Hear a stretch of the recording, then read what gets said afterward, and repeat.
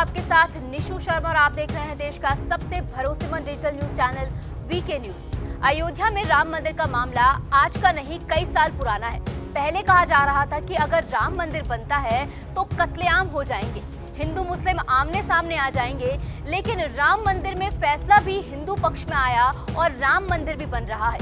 कहीं कोई कत्लेआम नहीं हुआ और ना ही कोई खून खराबा हुआ, सब कुछ शांतिपूर्ण चल रहा है। अब सवाल ये उठता है कि राम मंदिर तो बन रहा है लेकिन मस्जिद का क्या हुआ। तो बता दें कि मस्जिद को लेकर बड़ी खबर सामने आई है। दरअसल इंडो इस्लामिक कल्चर फाउंडेशन यानी IICF अयोध्या में मस्जिद बनाने के नक्शे की मंजूरी के लिए अयोध्या विकास प्राधिकरण को एक रिपोर्ट सौंपने वाली है। इससे पहले ये फाउंडेशन AGA से विकास शुल्कों को पूरी तरह से फ्री कराने के लिए एक प्लान बना रही है, जिसकी पूरी डिटेल वो यूपी सरकार को सौंपेगी। बता दें कि Indo Islamic Culture Foundation Sunni Central Waqf Board द्वारा गठित समिति है। IICF को मस्जिद के नक्शे की अंतिम मंजूरी हासिल करने के लिए श्रम और विकास टैक्स के रूप में लगभग 10 से 12 करोड़ रुपए जमा करने होंगे। क्राउड फंडिंग के माध्यम से मस्जिद के लिए फाउंडेशन अब तक लगभग 50 लाख रुपए जुटा पाई है। मीडिया रिपोर्ट्स के मुताबिक IICAF के एक अधिकारी ने बताया कि मस्जिद के लिए धन जुटाना बंद कर दिया गया था।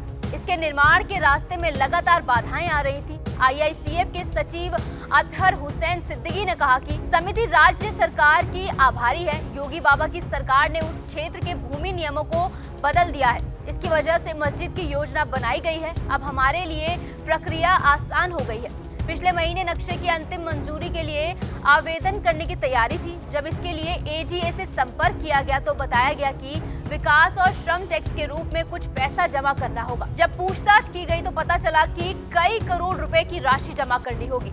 फाउंडेशन को लेकर फिलहाल इतने पैसे नहीं हैं, इसलिए राज्य सरकार से विकास शुल्क माफ करने के लिए अनुरोध करने का फैसला लिया गया है। इसके लिए फाउंडेशन के अध्यक्ष की तरफ से राज्य के अधिकारियों को एक पत्र भेजा जाएगा। AGA के एक वरिष्ठ अधिकारी ने बताया, जैसे ही IICF प्राधिकरण के पास मंजूरी के लिए मस्जिद का नक्शा जमा होगा, हमारा सॉफ्टवेयर एक फॉर्म तैयार करेगा। इस फॉर्म में विकास कर और श्रम उपकर जमा करने की डिटेल होगी। बताया जा रहा है कि IIFC के एक सदस्य ने ये तक कह दिया कि हम जानते हैं कि इस देश में मस्जिद और मंदिर का कोई मुकाबला नहीं है, लेकिन हमें नहीं पता था कि चीजें हमारे लिए इतनी मुश्किल होंगी। पिछले 3.5 सालों से मस्जिद के लिए कुछ भी नहीं हुआ है। भूमि नियमों और करों के लिए फॉर्म और अलग अलग विभागों से अनुपत्ति प्रमाण पत्र में देरी हुई है। ये चीजें हमें बहुत परेशान कर रही हैं। जाते जाते आपको राम मंदिर के विवाद के बारे में बता देते हैं। विवाद का केंद्र 16वीं शताब्दी का एक मस्जिद है, जिसे साल 1992 में गिरा दिया गया था। कई हिंदुओं का मानना था कि बाबरी मस्जिद वास्तव में एक हिंदू मंदिर के खंडहरों पर बनाई गई थी, जिसे मुस्लिम आक्रमणकारियों ने ध्वस्त कर दिया था। मुसलमानों का कहना है कि उन्होंने दिसंबर 1949 तक मस्जिद में नमाज अदा की। इस दौरान जब हिंदुओं ने मस्जिद में राम मंदिर की मूर्ति रखी और मूर्तियों की पूजा करना शुरू कर दिया तो दोनों धर्मों के लोग कई बार अदालत गए। मीडिया रिपोर्ट्स के मुताबिक इस विशेष मामले में 3 मुख्य पक्षधार थे: हिंदू महासभा, निर्मोही अखाड़ा और सुन्नी वक्फ बोर्ड। इलाहाबाद हाई कोर्ट में सितंबर 2010 में एक फैसला लिया गया था कि 2.77 एकड़ विवादित भूमि को 3 भागों में समान रूप से विभाजित किया जाएगा, जिसमें मुस्लिम समुदाय को 1/3, हिंदू महासभा को 1/3 और निर्मोही अखाड़ा संप्रदाय को बाकी हिस्से में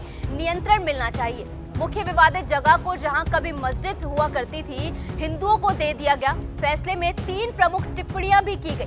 पहला, विवादित स्थान पर भगवान राम का जन्म स्थल था। बाबरी मस्जिद एक हिंदू मंदिर के विध्वंस के बाद बनाई गई थी। तीसरा ये कि इस्लाम के सिद्धांतों के अनुसार वह नहीं बनाई गई थी। सुप्रीम कोर्ट ने साल 2011 में इस फैसले को रोक दिया।